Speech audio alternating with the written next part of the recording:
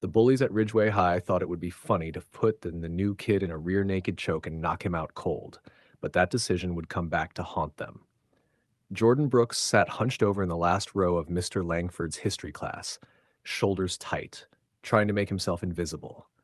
At 15, the tall, wiry boy with short curls and deep brown skin already stood out enough.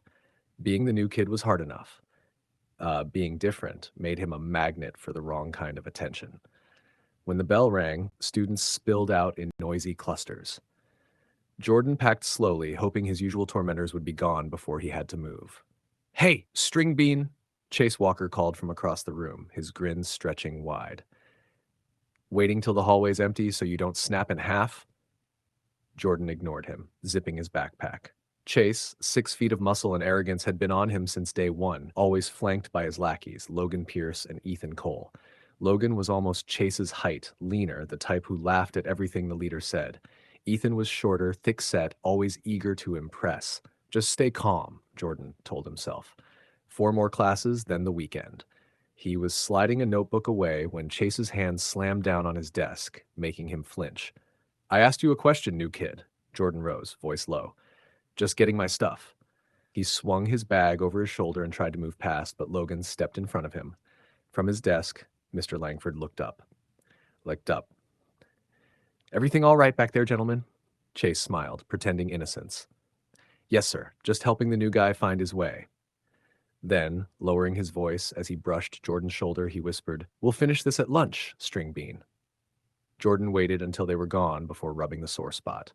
Bruises were nothing new. He never fought back, not because he couldn't, but because he'd promised he wouldn't.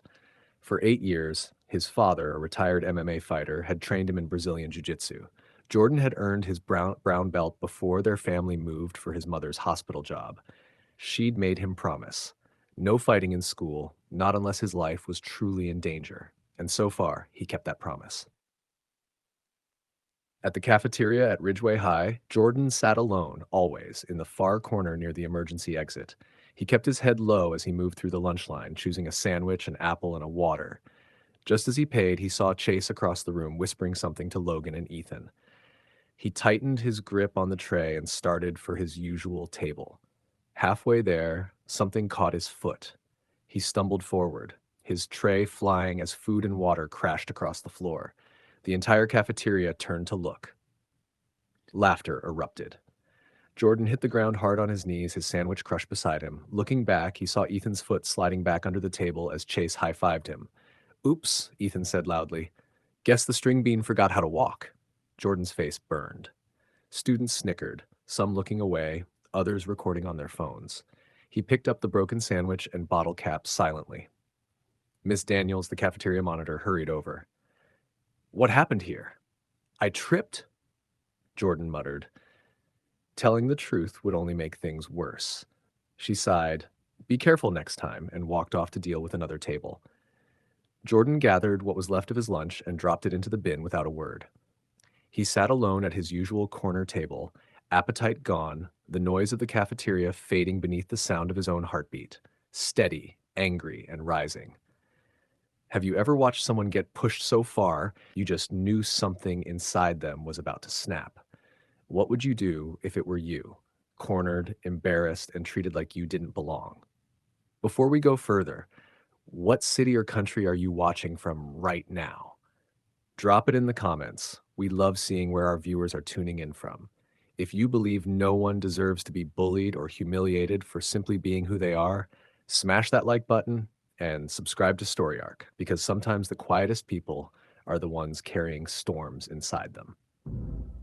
After lunch, Jordan Brooks walked fast down the hallway, clutching his backpack like a lifeline. He just wanted to make it to his locker, grab his things, and disappear before Chase Walker and his crew showed up again. But fate had other plans. He swung open his locker door and started switching books when a shadow fell across it. "Leaving so soon, String Bean?" Chase's voice dripped arrogance. Jordan's stomach sank. Behind him stood Logan and Ethan, blocking both ends of the hallway like bodyguards. "I've got class," Jordan said, keeping his tone even. "Relax," Chase replied. "We just thought we'd give you your official Ridgeway welcome." The hallway was almost empty now, the echo of footsteps fading as the last few students hurried away. Nobody wanted to get involved.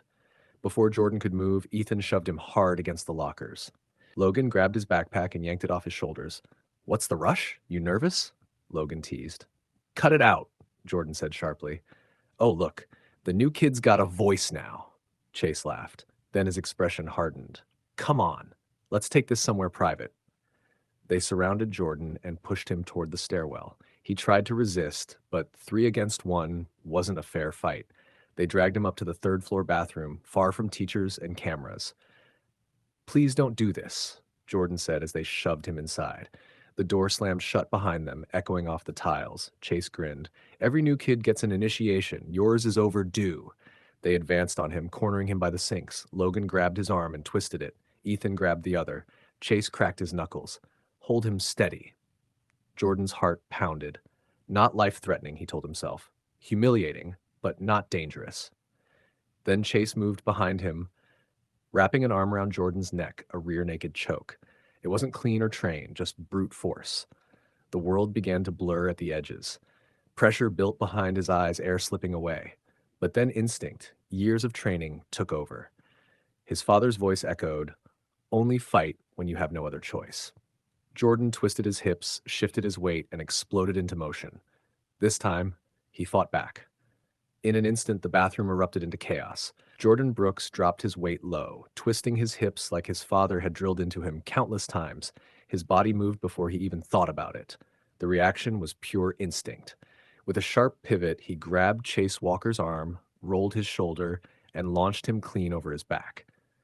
Chase hit the tile hard, the air bursting from his lungs. The sound echoed against the stalls. Logan and Ethan froze for half a second, disbelief written across their faces. Then they lunged. Jordan stepped sideways, catching Logan's wrist mid-swing. Using his momentum, he spun him into a perfect hip throw, slamming him down beside Chase. Ethan charged next, shouting, but Jordan ducked low, swept his legs, and flipped him flat onto his back.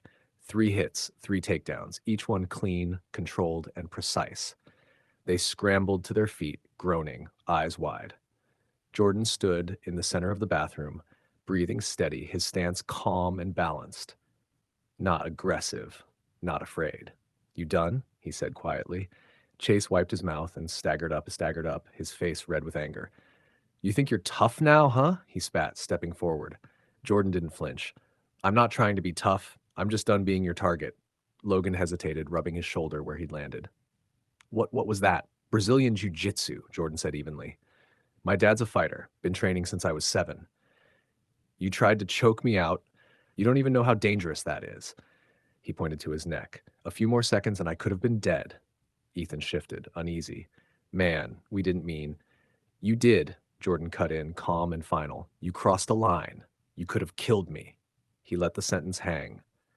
Then, slower, colder.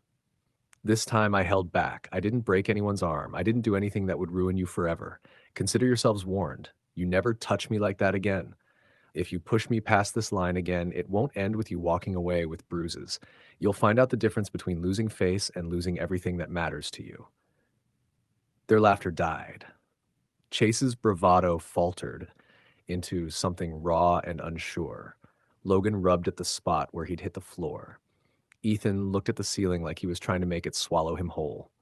The bathroom door burst open then, and Mr. Green, the vice principal, stood there, taking in the 3 shaken boys and Jordan, steady in the center. "What is going on here?" he demanded. No one had an answer that sounded believable. Jordan slung his backpack over his shoulder, met their eyes once more, and stepped past them toward the door. "See you around," he said, and left the stunned quiet behind him. Word spread fast at Ridgeway High. By the next morning, everyone had heard about what happened in the third-floor bathroom. Depending on who told it, Jordan Brooks had either single-handedly taken down 3 guys at once or joined some underground fight club. The truth was simpler and far more controlled. If you believe standing your ground isn't about violence, it's about knowing when enough is enough. Smash that like button and subscribe to Story Arc, because sometimes the real power isn't in throwing the first punch. It's in deciding when to end the fight.